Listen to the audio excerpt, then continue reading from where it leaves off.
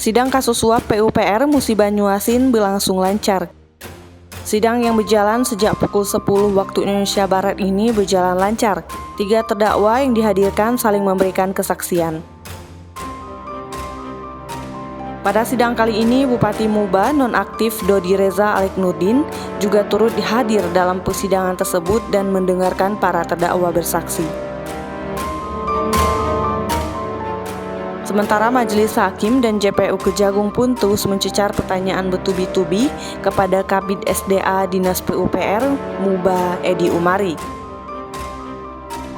Meski telah dicecar bertubi-tubi pertanyaan oleh Majelis Hakim dan JPU Kejagung dan bersaksi telah diambil sumpah, Kabid SDA Dinas PUPR Muba Edi Umari menyatakan belum ada perintah menyerahkan uang fee Bupati Muba Dodi Reza Alek untuk proyek 2021 saat memberikan kesaksian di ruang sidang utama Pengadilan Tipikor Palembang, Senin 6 Mei 2022.